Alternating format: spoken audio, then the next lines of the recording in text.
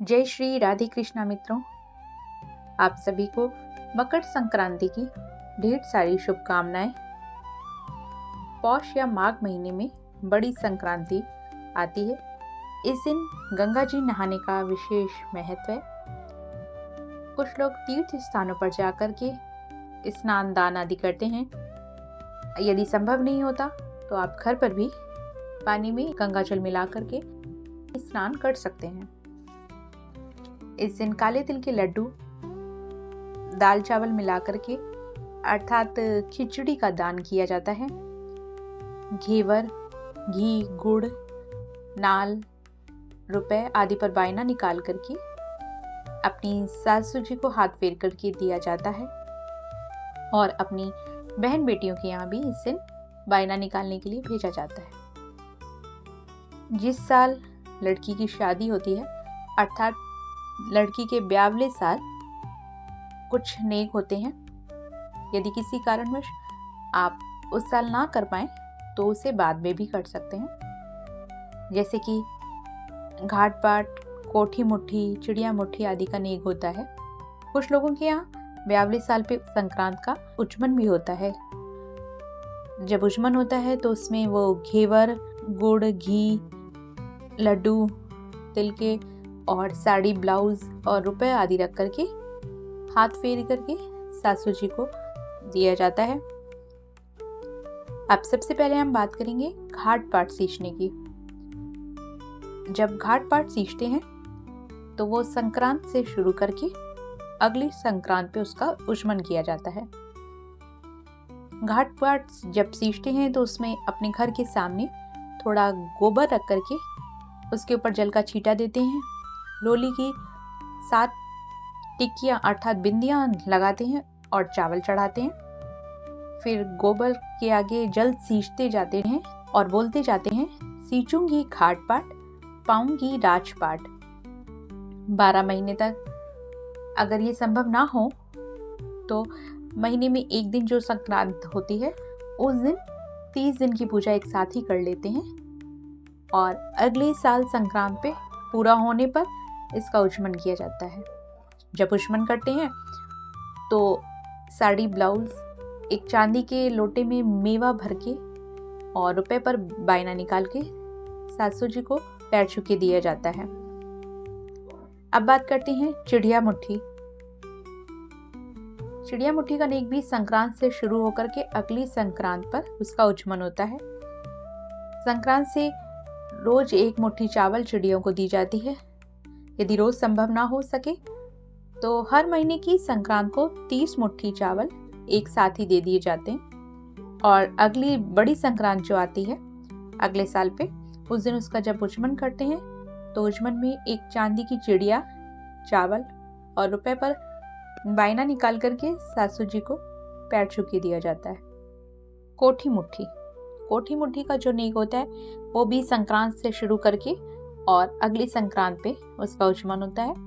इसमें रोज एक मुट्ठी चावल एक बर्तन में इकट्ठा करते जाते हैं और अगर अपना मन हो तो हर दिन दे दीजिए या एक महीने का इकट्ठा करके दे दीजिए या साल भर का, उसको इकट्ठा करके फिर ब्राह्मण को दे दिया जाता है। और जब इसका उचमन करते हैं तो एक बर्तन में चावल और रुपए पर बायना निकाल के सासू जी को पैर छू के दिया जाता है। ये नेक एक साथ भी किए जा सकते हैं। वैसे तो ये ब्यावले साल ही होता है, मगर अगर नहीं कर पाए तो हम आगे भी कर सकते हैं और आगे हम एक एक करके भी कर सकते हैं। इसके बाद है भगवान के पट खुलाने का नेक। मंदिर में एक पर्दा पहले दिन हम बना करके पंडित जी को दे देते हैं और अगले दिन संक्रांत के दिन मिठाई और रुपए लेकर के जाते हैं। पंडित जी वो पर्दा खोल देते हैं। पहले पंडित जी मंदिर में पर्दा लगा देते हैं और जब हम जाते हैं तो वो पर्दा हटा देते हैं। फिर हम भगवान को भोग लगाते हैं और फिर उसके बाद रुपए आदि चढ़ा करके भगवान के पट खुलाने के भजन आदि गाए जाते हैं। अब बात करते हैं ससुर जी की नेक की। इसमें ससुर जी पलंग पर सो जाते हैं और जब बहू अपनी ससुर जी को जगाने जाती है तो एक सूखा जो गोला होता है, नारियल होता है, उससे पलंग के चारों कोनों पे खड़का करती है, थपथपाती है तो ससुर जी उठ के बैठ जाते हैं और फिर बहू उनके आगे मेवा, मिठाई, रुपए, घेवर आदि रख करके उनके पैर छू लेती है और सासू जी को भी पैर छू के रुपए देती है। ससुर जी अपनी बहू को आशीर्वाद स्वरूप गहने, रुपए आदि जो भी उनकी इच्छा हो वो देते हैं। अगर बहू के मायके से समधन वगैरह आते हैं, उसके घर से कुछ और लोग आते हैं, तो वो भी समधी जी को देने के लिए मिठाई और मिलनी आदि देते हैं। जब वाइन का अपने तिलक करते हैं अर्थात दामाद का, और सासू जी जो होती हैं वो अपनी समधनों की वार फेर भी करती हैं।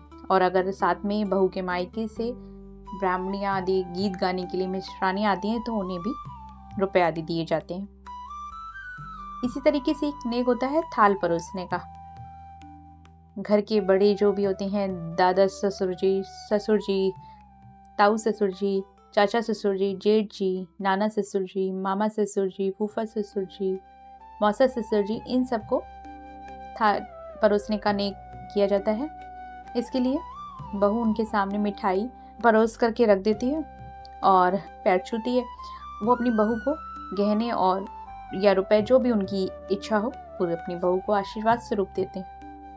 अब बात करते हैं सासू जी के नेक की। बहू अपनी सास को तिल पहनाती है, अर्थात उनको कपड़े आदि भेंट स्वरूप देती है। तिल ये भी एक मारवाड़ी शब्द है। सासू जी को साड़ी, ब्लाउज आदि पहना करके और उनको पैर छू के रुपए दिए जाते हैं।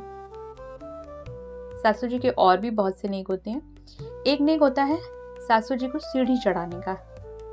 जब बहू अपनी सासू जी को सीढ़ी चढ़ाती है तो हर सीढ़ी पे रुपए आदि रखती जाती है। सबसे पहली सीढ़ी पे थोड़े ज़्यादा रुपए रखे जाते हैं, या अपनी इच्छा और सामर्थ्य अनुसार चांदी का सिक्का या सोने की गिन्नी आदि भी रखी जा सकती है। और उसके बाद फिर हर सीढ़ी पे रुपए रखे जाते हैं। और सबसे जो ऊपर की सीढ़ी होती है उसमें जो पहली सीढ़ी पे रखा जाता है वही उसमें भी रखा जाता है। और जब बहू अपनी सासू जी को सीढ़ी चढ़ाती है तो बोलती है, सासू जी को सीढ़ी चढ़ाऊं, सदा उनका मान बढ़ाऊं। फिर सासू जी वो रुपए उठा लेती हैं और जब लास्ट की सीढ़ी पर पहुंचते हैं तो बहू उनको पैर छू के रुपए देती है। इसी तरीके से एक नेक होता है सासू जी को सीढ़ी उतारने का। इसमें भी जैसे सीढ़ी चढ़ाते हैं वैसे ही उतारते समय हर सीढ़ी पे रुपए रखते जाते हैं और पहली और लास्ट की सीढ़ी पे रुपए ज़्यादा रखे जाते हैं। सीढ़ी उतारते समय बहू अपनी सासू जी से कहती है, सीढ़ी उतरो सास जी, करूं आशीष की आस जी। और जब लास्ट की सीढ़ी पे आती है तो उतर के बहू उनको पैर छू के रुपए देती है और बहू को सासू जी खूब सारा आशीर्वाद देती हैं। इसी तरीके से एक नेक होता है सास को माठी देने का। माठी अर्थात मठरी, जो बड़ी सी मठरियाँ होती हैं शादियों वगैरह में बनती हैं, उसे बोलते हैं। बहू सासू जी को माठी पे रुपए रख करके देती है और बोलती है, लेओ सासू जी माठी, दिखाओ थारी गाठी। अर्थात लो सासू जी मठरी, दिखाओ अपनी गठरी, अर्थात अपना गहने रुपए जो भी उनके होते हैं वो दिखाते हैं। और फिर सासू जी अपनी बहू को अलमारी या तिजोरी जो भी होती है उसे खोल के दिखाती हैं और उसमें से रुपए, गहने जो भी उनकी इच्छा होती है वो अपनी बहू को देती हैं। उसके बाद है जेठ को भेंट देना। अपने जेठ जी को एक थाली में मिठाई और रुपए उनके सामने रख दिए जाते हैं। जिठानी को एक घेवर पे रुपए देकर उनके पैर छुए जाते हैं। फिर जेठ जिठानी जी अपनी बहू को रुपए देते हैं। देवर को घेवर देने का भी एक नेक होता है। इसमें भाभी अपने देवर को एक प्लेट में घेवर रख के उसके ऊपर रुपए रख करके अपने देवर को देती है। अब बात आती है नंद की नेक की। इसमें सबसे पहले नंद को भोजन कराया जाता है, यानी खाना आदि खिलाया जाता है। खाना जब खिलाते हैं तो उसमें चावल जरूर परोसते हैं। पीछे उसके बाद जो होता है खूंटी पे साड़ी या कब्जा यानी कि ब्लाउज आदि टांग दिया जाता है, या सूट या जो भी आपकी नंद पहनती हो वो कपड़े टांग दिए जाते हैं। खूंटी तो पहले ज़माने में घरों में बनती थी, बट आजकल तो दरवाजे पर ही लोग टांग देते हैं। इसमें भाभी अपनी नंद से कहती है, आवन चावल खूटी चीर, दिखाओ बाईजी थारो बीर। अर्थात आवन चावल खूटी चीर मतलब जो हम दरवाजे पे या खूंटी पे जो कपड़े टांगते हैं वो, चीर मतलब कपड़ा, और दिखाओ बाईजी थारो बीर मतलब अपने भाई को दिखाने के लिए वो कहती है, मतलब अपने पति के लिए को दिखाने के लिए अपनी नंद से कहती है। नंद कहती है जीमिया चावल ओढ़िया चीर, देखो भाभी मारो बीर। ये कहकर अपनी भाभी को दिखा देती है। फिर भाभी नंद के पैर छू के उन्हें रुपए देती है और जो खूंटी पे टंगे हुए कपड़े होते हैं वो नंद को दे देती है। इस तरीके से नंद का एक नेक होता है। नंद की पस पर एक थैली में रुपए आदि भर दिए जाते हैं और नंद को उसमें हाथ डाल के, आंचला जो जानते होंगे, दोनों हाथों की से जो हाथ डाल के लिए जाते हैं उसे बोलते हैं आंचला। और बोला जाता है भर पस नंद हंस, और उसके उस पर फिर जो भी अपनी इच्छा और बड़े ज़्यादा से रुपए रख करके और नंद को दे के उनके पैर छुए जाते हैं। उसके बाद है नंदोई का झोला भरना। इसी तरीके से नेक होता है कि झोला भरना नंदोई का अपना, उनको कपड़े, दुशाला या दुपट्टा आदि दे करके, लड्डू, मेवा, घेवर आदि उनके घर नारियल रुपए लेकर जाते हैं अपने घर से और अपने नंदोई के घर जाते हैं और फिर वहाँ पर उनको दुशाला उठा करके और उनके मेवे से पल्ला भरते हैं और रुपए दे करके, नारियल दे करके उनका टीका निकालते हैं। नंद को भी पैर छू के रुपए देते हैं और अब उनकी जो नंदोई की माँ होती हैं या जो भी उनके घर में बड़े बुजुर्ग होते हैं उनको पैसे दे करके पैर छुए जाते हैं। इसी तरीके से है जेठूते को जलेबी देना। जेठूता मतलब जेठ का बेटा। जितने भी जेठ के बेटे हैं उन सबका नेक किया जा सकता है। इसमें 4 जलेबी पर एक कटोरी में दही रख करके और अपने जेठूते को दे करके बोला जाता है 4 जलेबी ऊपर दही, जेठ को बेटो चाची कही। एक नेक होता है गोजिया भरना। ये कुंवारी नंदों का, जेठूती यानी कि जेठ की बेटियों का, भांजी नंद की बेटियों का या बेटों का उनका करा जाता है।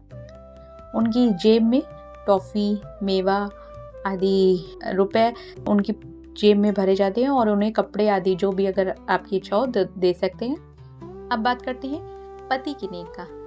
पति का जब नेक करते हैं तो उसमें जो सूखा नारियल होता है उसके को 2 टुकड़ों में कर लेते हैं और आधे टुकड़े में किशमिश यानी कि दाख भर के और पति को दिया जाता है और बोला जाता है बेला दिया दाखों का, साईं पाया लाखों का, और देकर पति के पैर छुए जाते हैं। इसी तरीके से एक नेक होता है पति को पान देने का। पति को पान दे करके बोला जाता है लो सैया जी पान, सदा रखना हमारा मान। ब्राह्मणों के भी कुछ नेक होते हैं, जैसे कि ब्राह्मणी को सिर में तेल घालने का। ब्राह्मणी को सिर में तेल लगा करके उन्हें पूरा सामान दिया जाता है, शीशा, कंघा, सिंदूर, बिंदी और मांग टीका जरूर दिया जाता है।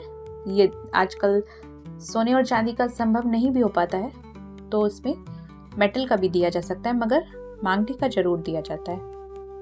एक नेक होता है ब्राह्मणी को मेहंदी लगाने का। उसमें ब्राह्मणी को मेहंदी लगाते हैं और उन्हें साथ में अंगूठी देते हैं। ब्राह्मणी को नहलाने का भी एक नेक होता है। उसमें उनको अपने घर पे बुलाकर नहलाया जाता है और उन्हें कपड़े, बाल्टी, मग और रुपए आदि दे करके पैर छुए जाते हैं। इसी तरीके से ब्राह्मण को खाना खिलाने का भी नेक होता है। इसमें रोज ब्राह्मण को भोजन कराया जाता है। यदि रोज नहीं संभव हो तो आप महीने भर का इकट्ठा सामान भी उनके घर पे दे सकते हैं और उसके साथ में रुपए और कपड़े आदि भी दिए जाते हैं।